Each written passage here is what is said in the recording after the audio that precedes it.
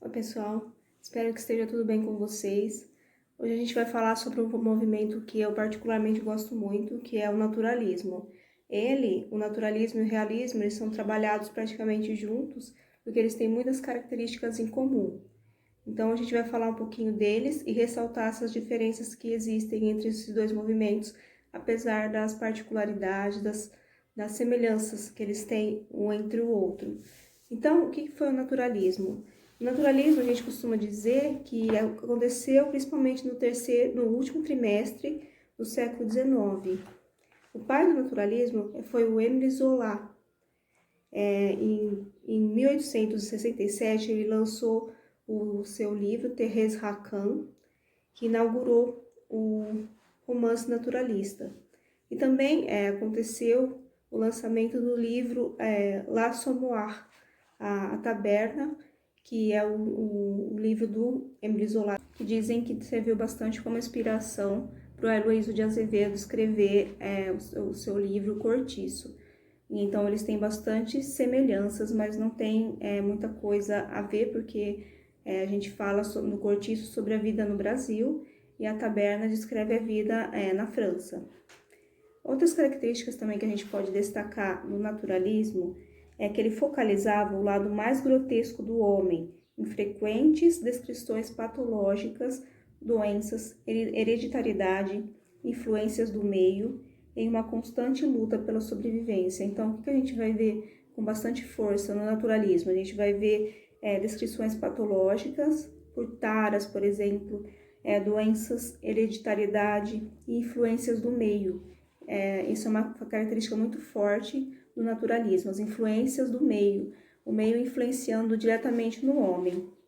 A gente também pode destacar que o termo naturalismo foi inspirado como uma vertente artística pelo escritor Émile Zola, que é considerado o pai do naturalismo, e foi inspirado no método de investigação das ciências naturais que se estabelecia desde o século XVII. Eu coloquei um trechinho aqui também que define bastante esse movimento naturalista. O naturalismo das letras é igualmente o retorno à natureza e ao homem, a observação direta, a anatomia exata, a aceitação da pintura do que existe. Então, a gente vai ver bastante coisas principalmente sobre o homem, o retorno do homem à sua própria natureza, os seus próprios desejos. A gente pode também destacar agora como que foi o contexto histórico dessa época. O que acontecia na Europa nesse momento? Na Europa, no século XIX, vivenciava profundas transformações econômicas, políticas e sociais, proporcionadas por dois grandes eventos do século XVIII, a Revolução Industrial e a Revolução Francesa. Então, esses movimentos de Revolução Industrial e a Revolução Francesa estavam muito em voga naquele momento, estavam acontecendo com força naquele momento. Com a industrialização, surgiram os primeiros centros urbanos e a nova ordem econômica do capitalismo financeiro, dividindo a sociedade entre burguesia, a nova classe dominante após o fim do antigo regime, e proletariado, classe dos trabalhadores assalariados que operavam o maquinário industrial. Essas oposições e as condições degradantes de trabalho da época propiciaram matéria-prima para as teorias socialistas de Karl Marx, cuja perspectiva classista influenciou diretamente a estética naturalista. A burguesia consolidava-se no poder, o que propiciava o socialismo científico de Marx e Engels, a partir da publicação de Manifesto Comunista em 1848, define o materialismo histórico e a luta de classes. Também a Revolução Industrial levaria à exploração do aço, do petróleo e da eletricidade. O entusiasmo das novas invenções e descobertas levava o cientificismo, em voga desde o século XVII, ao seu ápice. O método das ciências naturais era tido como a principal maneira de compreender a realidade. Então, a gente tem também essa grande vertente que é do cientificismo nesse momento. Essa mentalidade deu origem também ao positivismo, que é outra grande característica desse movimento naturalista. Doutrina de Auguste Comte, que dividia a humanidade em 3 estágios. sendo o científico mais evoluído dos três. A teoria defendia que a única maneira de se chegar à verdade era por meio da investigação científica. Essa mentalidade deu origem também ao positivismo, doutrina de Auguste Comte, que dividia a humanidade em 3 estágios, sendo o científico o mais evoluído dos 3. A teoria defendia que a única maneira de se chegar à verdade era por meio da investigação científica, ou seja, acredita-se apenas naquilo que é passível de comprovação pelos meios da ciência. Tudo que é passível de compreensão pelos meios científicos era uma coisa real. Então, era o que era defendido na época do positivismo. A expressão ordem e progresso, a expressão utilizada na bandeira republicana do Brasil, é de inspiração positivista. Também foi nessa época que Charles Darwin propôs a sua teoria da evolução das espécies, ou evolucionismo, e que Mendel postulou as leis da hereditariedade, grandes influenciadores da corrente naturalista, que entendia o homem como produto da natureza, portanto sujeito à seleção natural e herdeiro de características das gerações anteriores. É outra característica muito grande do naturalismo aí.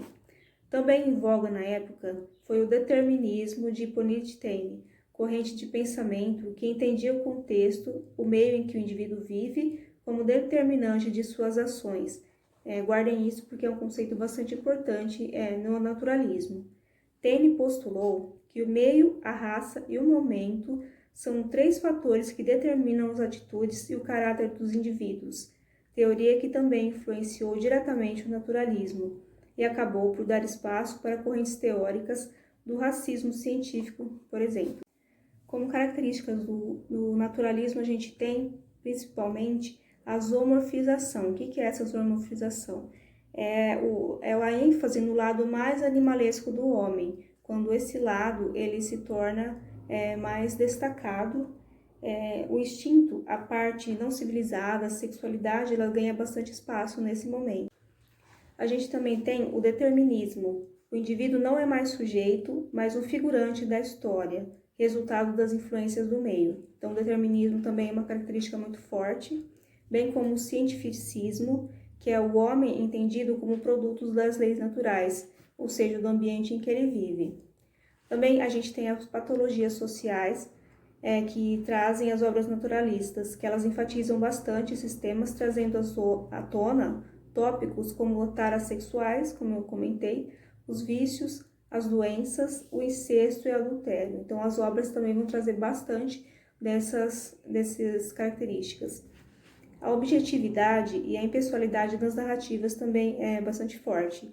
A preferência por temas cotidianos, frequentemente priorizando as relações e vivências das classes inferiores. A predominância da forma descritiva, que é também bem forte. A gente vai ver bastante romances com bastante descrição, muito bem detalhada de tudo que acontece, de como que é o ambiente, porque o ambiente normalmente é o que determina o homem, então ele tem que ser muito bem descrito. A gente também vê obras comumente engajadas, denúncias de aspectos socialmente retrógrados, da miséria e do sistema de desigualdades que fundamentava o capitalismo que surgia. Agora a gente vai ver um pouquinho como se deu o movimento naturalista no Brasil, naquele momento. Desde a década de 1870, o Brasil passava por ebulições políticas e sociais. O segundo reinado via-se ameaçado por diversas crises que incluíam a longa duração da Guerra do Paraguai, que foi de 1864 a 1870, pela pressão em prol da abolição da escravatura, sendo o Brasil o último país onde isso aconteceu. Os naturalistas brasileiros foram, a grosso modo, abolicionistas e engajados no movimento republicano, de modo que a tendência estética de origem francesa ganhou aqui as cores e os problemas nacionais. O racismo, a herança colonial das relações de trabalho e da apropriação das terras, as mestiçagens e etc. As questões universais das diferenças sociais misturaram-se às questões locais que urgiam da reflexão, aliás. Então, tudo naquele momento estava sendo refletido, porque a gente estava acabando de passar por vários tipos de mudanças naquele momento, que eram a abolição da escravatura e o segundo reinado. E o nosso país foi um dos últimos que aboliu a escravatura, e ela se deu principalmente por causa da discriminação racial. Então, as questões universais naquele momento tinham que ser debatidas de alguma forma, elas tinham que ser expostas. Agora a gente vai ver um pouquinho sobre as diferenças do naturalismo e do realismo. Eu vou falar um pouco primeiro sobre o naturalismo, que é o que a gente está comentando até agora, e depois eu vou comentar um pouco sobre o realismo, como que ele é. O naturalismo, como a gente já viu, né, ele é entendido como uma corrente mais radical do realismo. O que diferencia o naturalismo é a abordagem patológica das personagens e situações. Então, essa abordagem patológica difere o naturalismo do realismo. O naturalismo possui um olhar anatômico, ressaltando a doença e o aspecto animalesco do ser humano, que o realismo já não trata bem assim. As personagens são abordadas de fora para dentro, ou seja, primeiro é descrito as suas aparências, as suas características externas, e enfatizando as ações exteriores, sem preocupação com o aprofundamento psicológico. Então isso difere bastante do realismo, que ele já trata bastante do personagem no seu momento psicológico, no seu aspecto psicológico, aliás. O naturalismo ele expõe o indivíduo como ser um produto biológico, cujo comportamento é determinado a partir dessas relações com o meio, de acordo com suas características hereditárias. Então, a gente vai ver que no naturalismo o homem é apenas produto do ambiente em que vive, e todo o seu comportamento é determinado a partir dessas relações nesse ambiente, de acordo com as suas características hereditárias. Então, também existe uma vigorosa análise social a partir de grupos marginalizados, em que se valoriza o coletivo. Então, a gente vai ver bastante romances com essas características de coletivo. Principalmente, a gente vê o Cortiço e o Ateneu. O Cortiço vai retratar a vida cotidiana das pessoas num cortiço. O Ateneu vai retratar a vida das pessoas no colégio, que é o Ateneu. A constante repressão leva às taras psicológicas, então isso também é uma forte característica do naturalismo. A constante pressão, ela leva a taras patológicas, ou seja, então entende-se que o naturalismo ele traz bastante essas taras patológicas que deixam de ser uma coisa normal, elas se tornam uma coisa mais patológica. Ele também toca em temas proibidos, como o homossexualismo no feminino e o cortiço, o homossexualismo feminino em Cortiço, a gente vê pela personagem Pombinha, e o masculino no Ateneu, e também no Bom Crioulo, de Adolfo Caminha. No Bom Crioulo, a gente vê o personagem principal, que se envolve com o grumete, que ele conhece no seu local de trabalho, que eles trabalham nos barcos de pesca. E no realismo, como se dão essas características?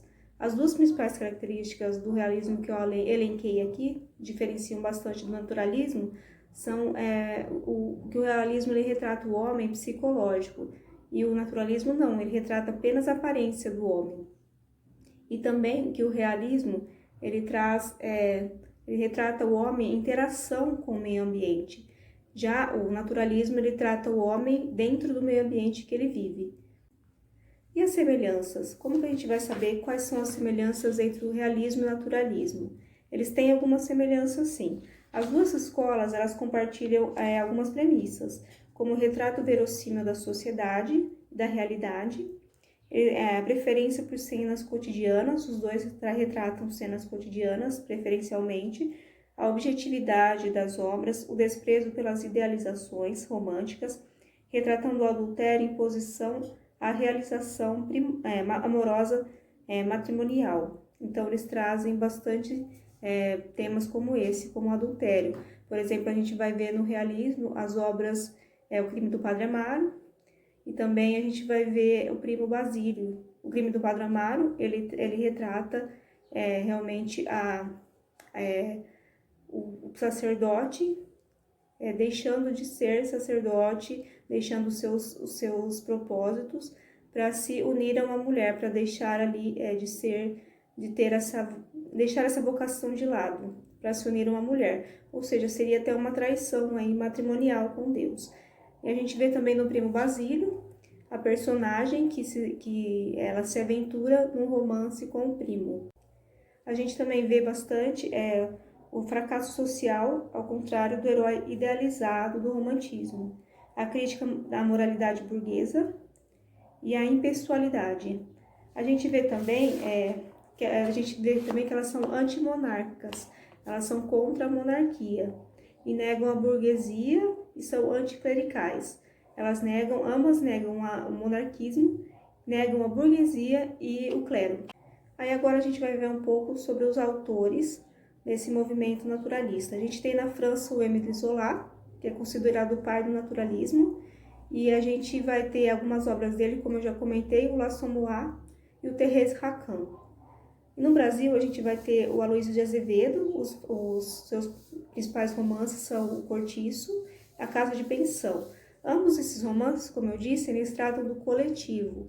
O Cortiço trata de todas as personagens que moram no cortiço e a Casa de Pensão a mesma coisa, de todos os personagens que moram ali na Casa de Pensão. A gente vai ter também o Adolfo Caminha, que é o autor do Bom Crioulo, que também traz como tema principal essa obra o homossexualismo, do envolvimento do Bom Crioulo com o Grumete.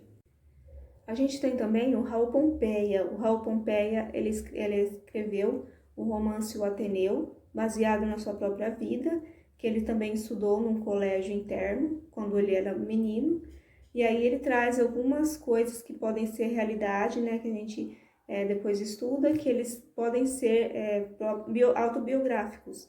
A gente, quando lê a obra e a vida dele, a gente vê que é um relato praticamente autobiográfico, mudando aí algumas coisas, alguns personagens, os nomes, por exemplo.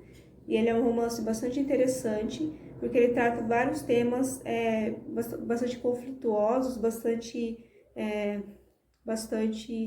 difíceis de lidar naquele tempo, de bastante complexidade. São temas bastante fortes, como o homossexualismo. Ele traz muitas críticas à sociedade. É um livro bastante interessante e quem puder ler também esses livros naturalistas, eu recomendo, porque eles são muito, muito bons e bastante interessantes. Nada como a própria obra para descrever as características do movimento. Quando você lê a obra, você realmente parece que está vendo ali as características como um todo. Você enxerga muito melhor as características ao ler a obra.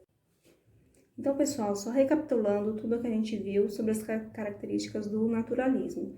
O que a gente tem? O determinismo, que é o meio que determina o ambiente, o que o homem será. A gente tem a hereditariedade, a gente tem o positivismo e o cientificismo, a gente tem a antropomorfização, que ela quando os objetos eles têm a característica de seres humanos, e a gente tem a zoomorfização, que é a transformação do homem em animal, que acontece muitas vezes, o homem retratado como um animal. A gente vai ver no Cortiço também a antropomorfização. O cortiço ele é como se fosse um ser vivo. E também tem a zoomorfização, que a gente vai ver também no Cortiço. Se vocês lerem um livro, vocês vão perceber alguns trechos em que as pessoas são descritas como animais mesmo.